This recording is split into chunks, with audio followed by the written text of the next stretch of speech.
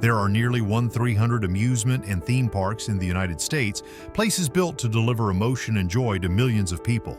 But some of them used to be packed and now they're so silent you can't believe no one ever comes back. The truth is, many of these places didn't simply close. They got locked away by things people rarely talk about: insurance, legal battles, the brutal cost of restoration, and decisions labeled temporary that quietly became permanent. Some died because floodwater sat there for a full month, turning the entire property into a giant bathtub. Some were fenced off by Disney like a system glitch inside their own perfect kingdom. And even Florida's so-called Great Wall couldn't fight its fate. Today I'm taking you through the top 10 largest abandoned parks in America. Drop a comment with the location that gave you the biggest chill and hit subscribe so you don't miss any of America's hidden maps. Number 10. Six Flags. New Orleans. New Orleans, Louisiana. You know what's messed up about this place? It tried to do the responsible thing. In August 2005, the park closed for the storm because that is what you do when a monster hurricane is coming. Normal, sensible, grown up, and then the real plot twist showed up not as wind, but as water that refused to leave. 4 to 7 feet of floodwater sat on the grounds for about a month because the pumps failed. So instead of one violent moment, the park got slow cooked. It did not get knocked out, it got pickled. And you have to picture the scale because this was never some tiny roadside carnival that faded quietly. Jazzland opened in 2000 on about 140 acres, and the broader site tied to the property is often described around 227 acres.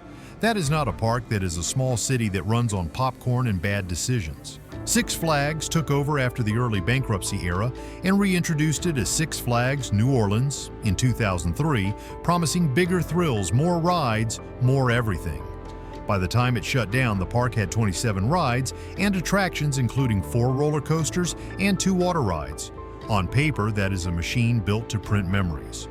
In real life, the land it sits on is low, and the perimeter berm basically acted like the rim of a bathtub. When the pumps quit, the water stayed. Brackish floodwater, the kind that does not just make things wet, it makes them rot with attitude. Metal starts to rash. Paint peels like a sunburn. Electronics give up and never forgive you. So when people say, "Why didn't they just reopen it?" you already know the answer. Reopening would mean betting your retirement, your insurance, and your sanity on pumps that cannot have a bad day ever again. Now here is the eerie part, and yes, it is weirdly poetic in the darkest way. The park got quieter, not empty. Reporters describe it like nature turned the volume up after humans turned the lights off. You hear insects, frogs, and the kind of wildlife that does not buy tickets. There have even been alligator sightings around the water inside the property. It is like the swamp looked at a theme park and said, "Cute, I'll take that back." And because New Orleans is New Orleans, the place did not just decay. It became a backdrop. Film crews have used the site, and at one point the abandoned park even hosted special effects fire testing. The kind of thing that makes locals look up and wonder what on earth is happening now. So if you have ever driven past and felt that little chill, like your brain cannot decide whether it is sad and funny or straight up cursed, that is the point. Six Flags New Orleans is a reminder that sometimes the thing that ends a place is not the disaster. It is what lingers after quietly, stubbornly doing damage one day at a time. Number 9. Disney's River Country Bay Lake, Florida. The Disney swimming hole that tried to feel like nature, and then Disney fenced it off like a mistake. You know what makes river country unsettling? It is not some forgotten roadside pool. This was Disney selling you a fake slice of old Florida, a rustic swimming hole vibe right inside the most polished resort machine on earth. And it worked. The place was small, around 6 acres, but it was stacked like a pocket-sized summer dream. 7 pools, 5 slides, rope swings, and that inner tube ride energy where you feel 8 years old again, even if your knees disagree. Now here's the twist. It did not close with fireworks. It closed like normal. On November 2nd, 2001, it shut down for seasonal winter maintenance, the same rhythm Disney uses all the time. You would think it comes back in spring like a bear waking up a little refreshed, ready to take your money again. But the next season came and River Country just stayed asleep. Forever. And Disney never needed a spooky explanation. The cold truth is way less cinematic and way more capitalist. By then, Disney already had two newer water parks, Typhoon Lagoon and Blizzard Beach, bigger, flashier, and easier to run like a modern operation. River Country was the older sibling who still shows up to the party wearing flip-flops from 1996. Disney even had a spokesperson basically admit the logic out loud it could reopen if there was enough guest demand. Translation: if you and enough other people line up, we will unlock it. If not, it stays in the vault. So nobody returned in the literal sense because the place turned into a no-go zone. Disney fenced it off, posted closed signs, and let it sit behind the curtain like a continuity error in their own story. That is what makes it creepier than any ghost tale. Disney is famous for never letting anything look old.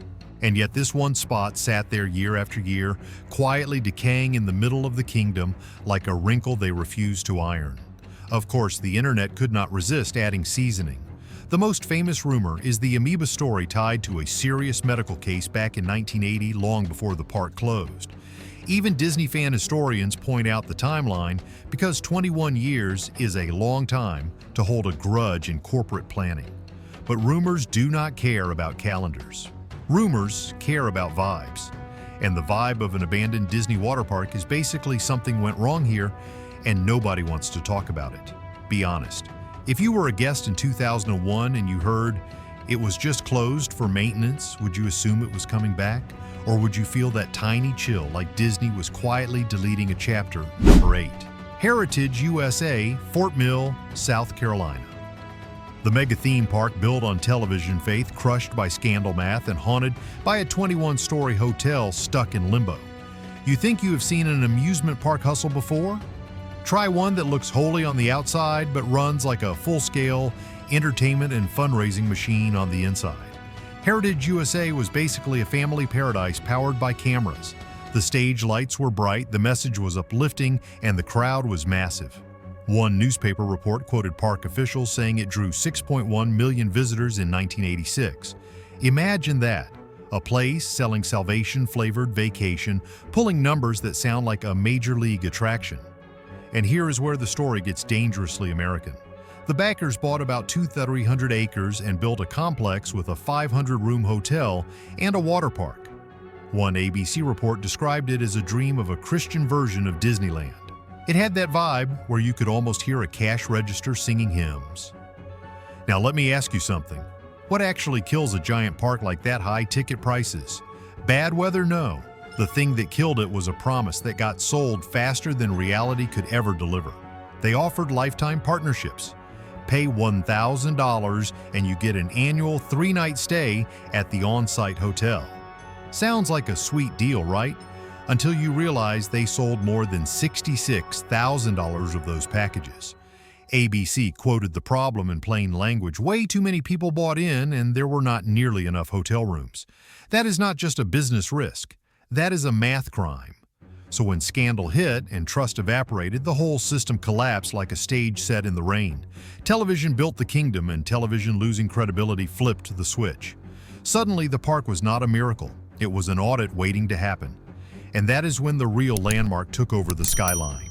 Heritage Tower, a 21-story hotel meant to serve those lifetime promises, stopped construction in 1987 and sat unfinished for decades.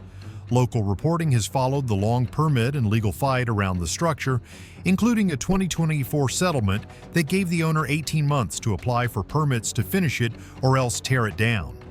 It is a building that is not alive, not dead, just stuck. Here is the wild twist at the end. Among the ruins, one piece of the old dream still functions in public view. A Holy Land-style chapel called the Upper Room Chapel was renovated and has been open to visitors on weekends like a surviving prop that refused to leave the stage.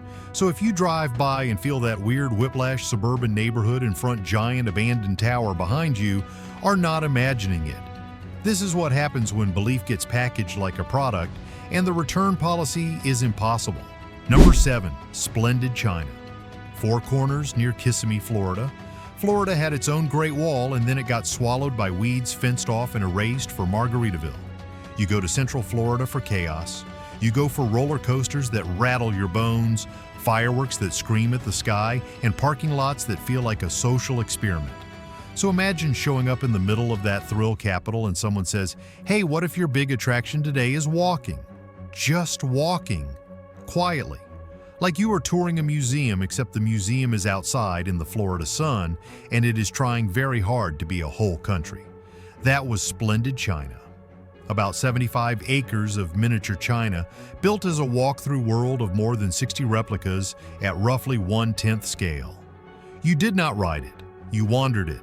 You took a lap and it tried to convince you that you just traveled 5,000 years before lunch. And the park did not do small gestures either. It had a Great Wall model stretching about half a mile, assembled from nearly 7 million tiny bricks. That is the kind of detail that feels almost aggressive, like someone dared Florida humidity to ruin art. The most impressive thing about the place was also its biggest weakness. In a town where people brag about how fast they can scream, Splendid China asked you to slow down and look closely. It was calm, reflective, even a little weird in a neighborhood built for adrenaline. One writer described the concept as pensive, a walk-through experience meant to complement the big parks. That is adorable. That is also like opening a poetry bookstore next to a monster truck rally. And it was not just competing with Disney and Universal, it was also competing with politics. The park drew protests for years over how China was represented and who was behind the project. Suddenly, a family day out could come with a side of arguments at the front gate. A photography essay later called its abandoned remains a forbidden wasteland, which is honestly the most Florida sentence ever. Sun palm trees and a place you were not allowed to enter. Early on, the park hired performers and artists from China.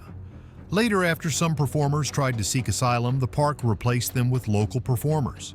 Even if you never heard the details, you can feel the tension in that shift. This was not just a park, it was a story people argued about. Still, the final reason it died is painfully simple: money.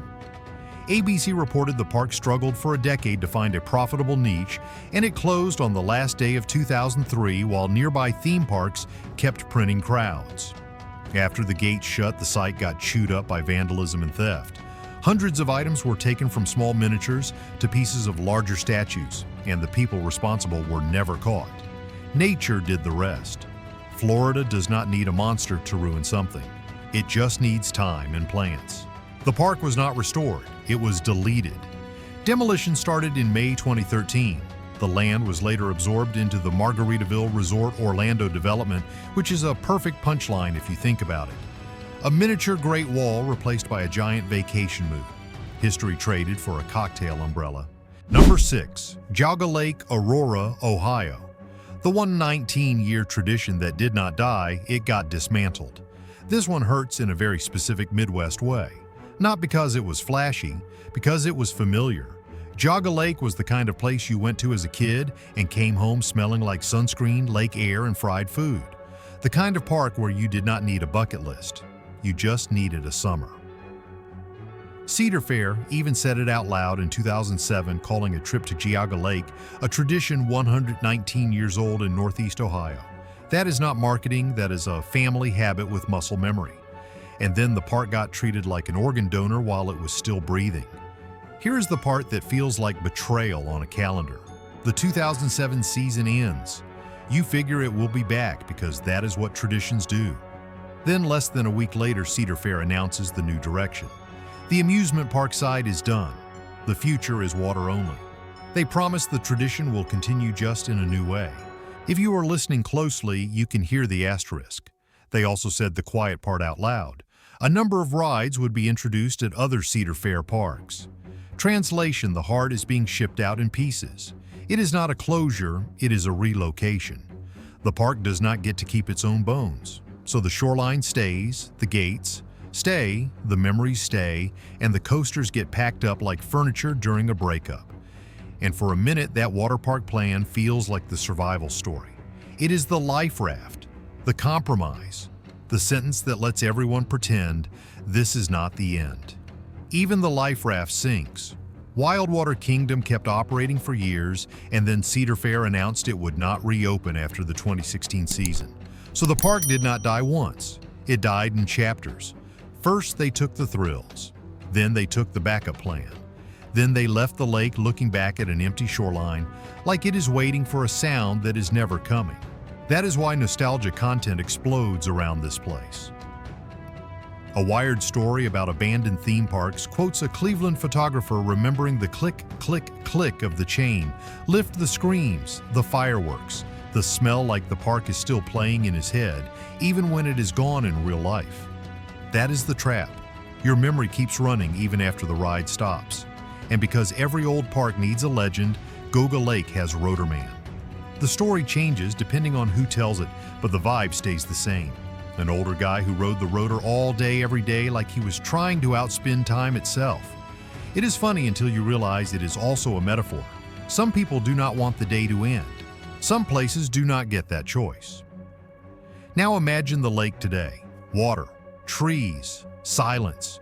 You can almost hear the lift hill in your imagination, and your brain hates you for being that good at remembering. And the next place on this list proves something worse than abandonment. Sometimes the land does not just forget the park. Sometimes the land gets redeveloped so completely that your childhood has no coordinates left. Number 5. Holy Land, USA, Waterbury, Connecticut. The abandoned Bible Hill, where the only ride is the climb, and the 56-foot cross is the scoreboard you can see from the highway. You ever pass a place that feels like it is watching you back? That is Holy Land, USA. Not a theme park you accidentally stumble into, but a hill you notice before you even mean to, because a giant steel cross sits up there like a city landmark with main character energy. 56 feet tall, lit up visible from far away, basically Waterbury's version of a highway scoreboard. Disney has fireworks. Waterbury has a cross that can glow different colors like a spiritual traffic signal. And somehow it works. This place did not return as a theme park. It returned as a walk. A climb, a pilgrimage you do with your own legs and your own thoughts, which is honestly the most Connecticut thing possible. No roller coaster, no popcorn stand. Just you, the hill, and a view that makes you quiet whether you planned on being quiet or not. Holy Land, USA sits on about 18 acres on top of Pine Hill.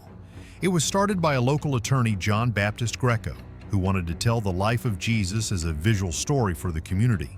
Not with expensive animatronics, but with whatever was available. Cinder blocks, old bathtubs, discarded materials. So when it was alive, it had this folk art charm like a handmade miniature city that got built by stubborn hope. When it was abandoned, that same charm turned into something stranger. The hill looked like a tiny Holy Land, made out of leftovers sitting there in the open air, aging in public. And it really did have its moment. During the 1960s and 1970s, it drew more than 40,000 visitors a year. Then it closed to the public in 1984 with plans to improve and expand.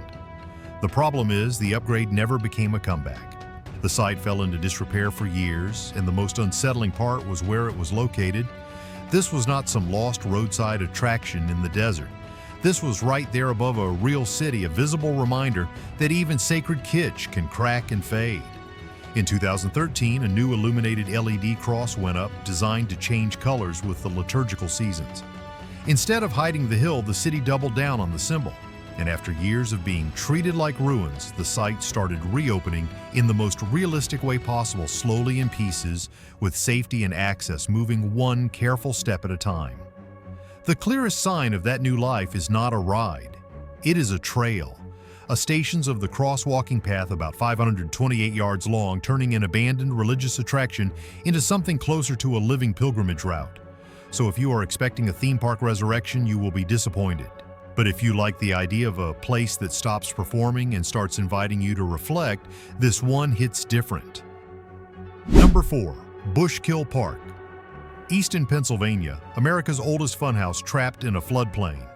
If you want to watch nostalgia lose a fight, do not look for a villain in a mask. Look for a creek.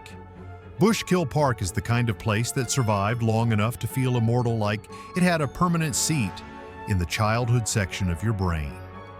Then water showed up and reminded everyone that history is not a warranty. This park has been shouting one brag for years. The Barrel of Fun, now often called Hilarity Hall, promoted as the oldest funhouse in America. And you can feel why people cling to it. Funhouses are not supposed to be precious. They are supposed to be silly loud and a little stupid in the best way.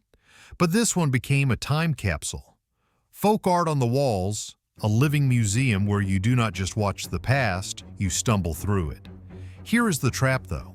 The park sits right beside Bushkill Creek, basically living inside a flood zone like it is daring geography to behave. And geography did not behave.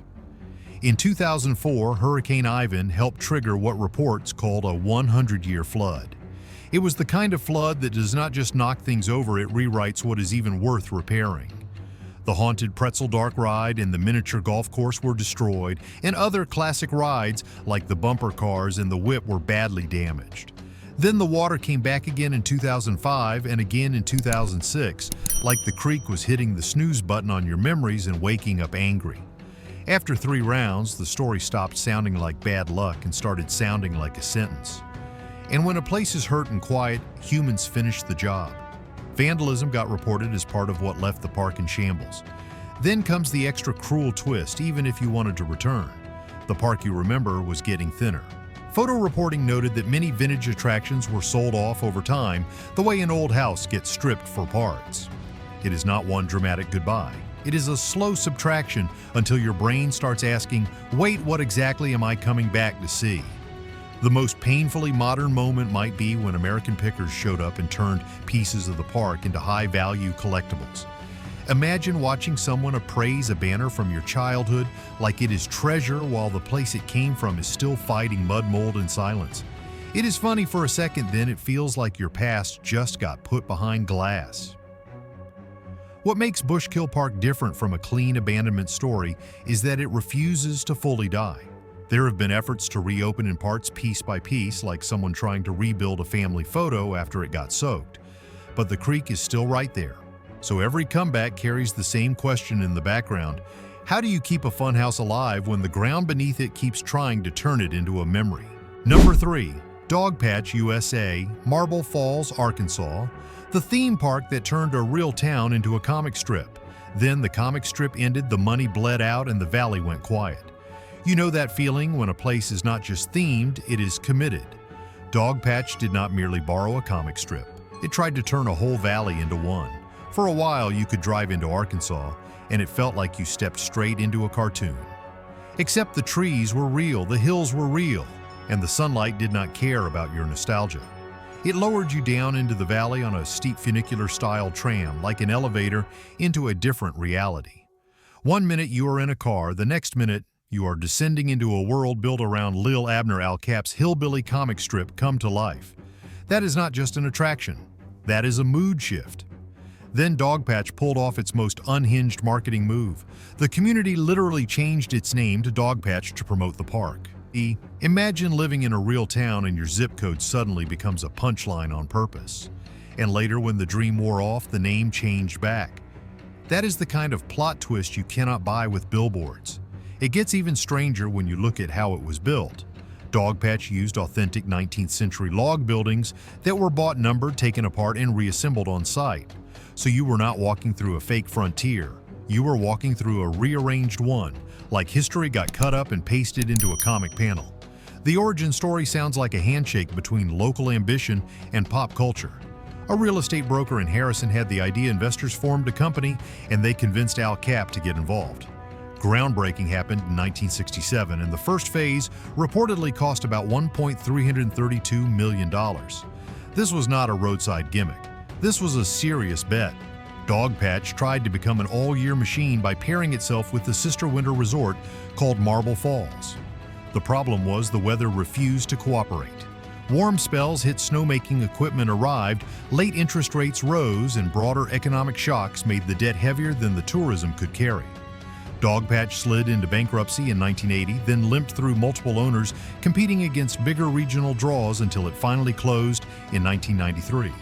And because every dying park tries one last costume change, there was even a proposal to turn it into a religious-themed attraction called God's Patch. A comic town nearly became a shrine. The plan never really happened, but the fact that it was considered tells you how desperate the story got. Even after the gates stopped, the valley did not get peace. In 2015, a fire destroyed 3 buildings on the former property, and authorities said the cause was under investigation. Add in the way urban explorers talk about hearing voices or feeling watched out there, and you get the perfect modern ghost story. There is no official record for those feelings, but you do not need official paperwork to feel the weight of a place where the jokes ran out and the silence moved in. Number 2. Boomers, Dania Beach. Dania Beach and Fort Lauderdale area, Florida. The I-95 wooden skeleton, Florida's biggest wooden coaster, died first, then the whole place got erased into a 102-acre shopping district. If you have ever driven down I-95 in South Florida, you know the feeling. You are half awake thinking about traffic and iced coffee, and then you see it, a giant wooden frame rising up like a rib cage about 100 feet tall. Sitting so close to the highway, it feels like it is leaning in to whisper, "Remember me." That was the Dania Beach Hurricane, a wooden coaster that looked like a monster made of lumber and optimism. Here is the first plot twist that most people never caught. The coaster looked like it belonged to Boomers because it shared the same property and the same skyline. But it was not actually Boomer's ride. It was operated by a separate company. So the Family Fun Center could keep selling arcade tokens while the coaster next door quietly flatlined. That is a uniquely Florida kind of confusion. The place is open, the parking lot is alive, and the biggest attraction is standing there like a dead prop on a set. The Hurricane did not close with a big goodbye. It stopped operating in 2011. No triumphant reopening date, no comeback season. It just became a structure, a wooden outline of what screaming used to sound like. And it stayed that way for years, looming over the highway, turning into the kind of local landmark you do not even visit, you just reference. You would point and say, "That thing is still there," like a friend you keep meaning to call. Let's talk about why that hurts. Florida is the place where people try to build wooden thrills inside a giant steam room. Sun, rain, salt in the air, humidity that makes wood age faster, like the state is speed running your maintenance budget. You can almost imagine the coaster slowly getting tired every summer, every storm season, every afternoon thunderburst, like a tiny hammer tapping on the same old joints. In 2016, demolition finally started. Not a clean closed sign. Actual crews taking it down piece by piece like a giant bonfire you are not allowed to light. And the reason was brutally modern. The land was worth more as something else. A 102-acre shopping and mixed-use development was coming, the kind of place designed for restaurants, retail hotels, and parking, not childhood. This is what redevelopment looks like in South Florida. The land wins, memory loses. First, the coaster dies, then the rest of the property follows. Then even the outline disappears and you are left with a new place where the only screaming is a toddler at checkout and the only drops are your credit card points. Number 1. Ghost Town in the Sky, Maggie Valley, North Carolina. The park you could not even drive to, a Wild West town on a mountaintop where the journey was the first survival scene. Most theme parks start with the gate. This one starts with the question, are you sure you want to go up there? Because for years you did not roll in on a normal road like a normal tourist.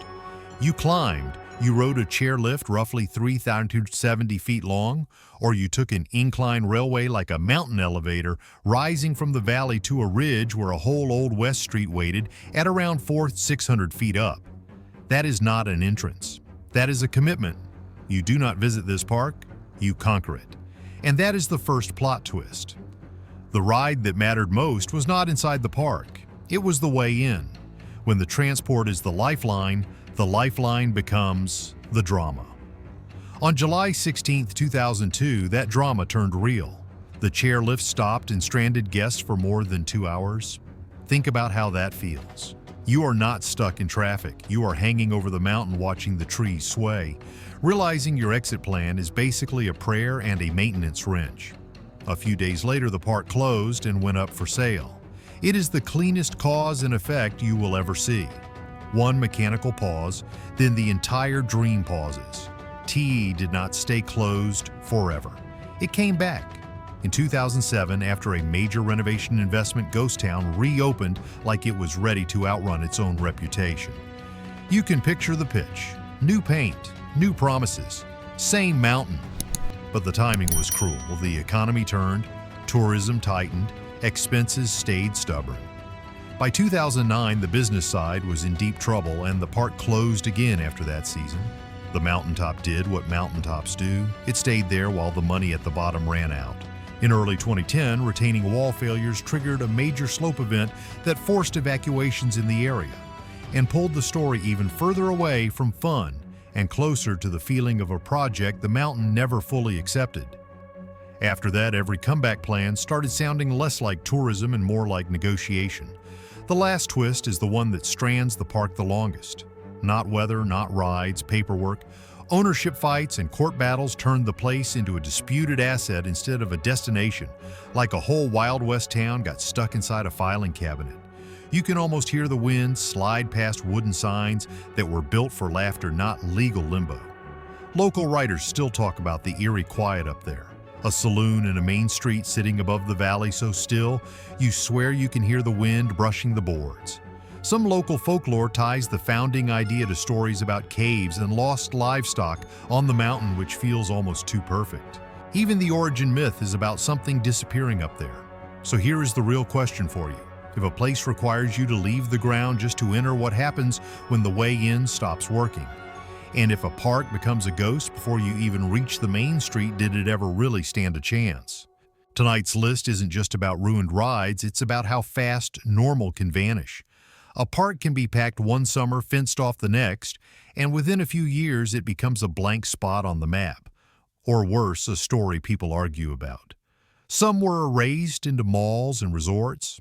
Some are trapped by geography, money, and liability, but every one of them leaves the same aftertaste. What we build to escape life can end up reflecting it. Now I want to hear from you. Which signature was the most unforgettable? The flooded bathtub park in New Orleans, Disney's forgotten swimming hole, the Great Wall in Florida, or that mountaintop ghost town? Drop your pick below and vote for the next theme. Abandoned malls, empty cruise ports, or ghost towns. If this video kept you watching, hit like, subscribe, and share it with a friend who loves weird American history.